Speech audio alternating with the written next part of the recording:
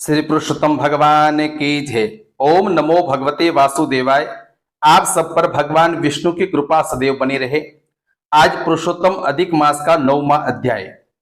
कल की कथा में था कि सभी ब्राह्मण इकट्ठे होकर उस बालिका की गोद में अपने पिता के मृत शरीर को उठाया, काष्ठादि से चिता बनाकर और शिवालय के निकट शमशान में उसकी अंत्येष्टि कर दी। फिर उस कन्या ने अपने पिता के विछोह में दुखी रहने लगी। आगे की कथा है। नारद जी बोले कि हे मुनि, वह मुनि की पुत्री उस वन में फिर किस प्रकार रही, किसके साथ उसके विवाह हुआ और किस मुनि ने उसका विवाह संस्कार कराया।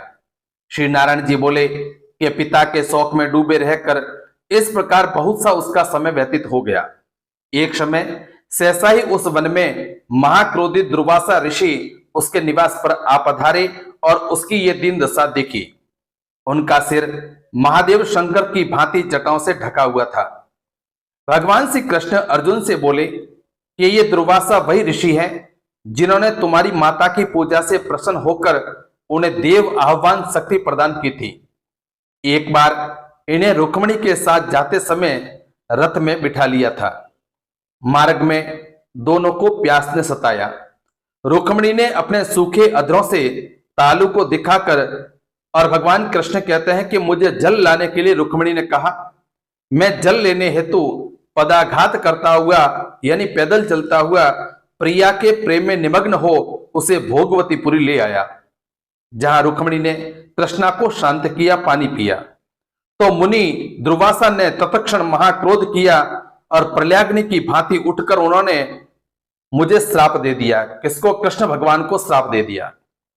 दुर्वासा ऋषि ने कहा कि तुम सदा अपनी प्रिया के प्रेम में निमग्न रहते हो, तुमने उसके कारण ही मेरा तिरस्कार किया है और वह अपनी श्रेष्ठता दिखाकर पानी पीती है, अतः तुम दोनों का वियोग हो जाएगा। भगवान श्री कृष्ण कहते हैं कि अनेकों तीर्थों के जल से जिनकी जटाएं भीगी रहती है, जिनको सुशोभित करती है, ऐसी महान तपस्वी ऋषि को उस ब्राह्मण बालिका ने देखा। तब वह अपने शौक विहल मुख को ऊपर उठाकर और ऋषि को नमस्कार करते हुए उठ खड़ी हुई और अपने आश्रम में ले गई। दुर्वासा ऋषि का आदर भाव से सत्कार किया, स्वागत किया। अर्घ्य पात्र व नाना प्रकार के जंगली फल मूलों से उनका आतिथ्य करके और विनय करती हुई बोली। ब्राह्मण बालिका बोली कि हे महाभाग, अत्रि गोत्र कुल के सूर्य, मैं आपको नमस्कार करती हूं।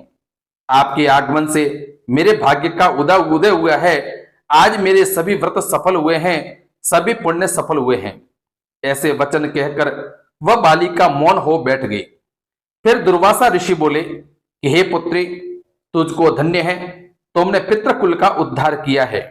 यह मेघावी ऋषि की श्रेष्ठ तपस्या का ही परिणाम है कि मैं कैलाश से तेरी धर्मशीलता जानने के निमित्त में आया हूं।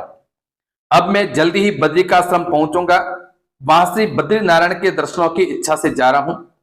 फिर ब्राह्मण कन्या बोली कि हे ऋषिराज, आपके दर्शन पाकर मेरा दुख का सागर सूख गया है। भविष्य में भी मुझे अपने शुभ की संभावना दिखाई देती है। हे कृपालु, क्या आप इसके विषय में नहीं जानते? कृपया करके इस अग्नि से मुझे बचाइए। हे तपस्वी, शीघ्र ही मुझे उचित उपाय बताओ।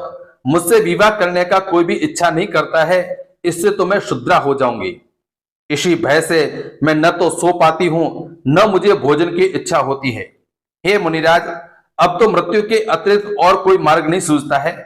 ऋषि दुर्वासा उसके लिए कोई उपयुक्त विचार करने लगे।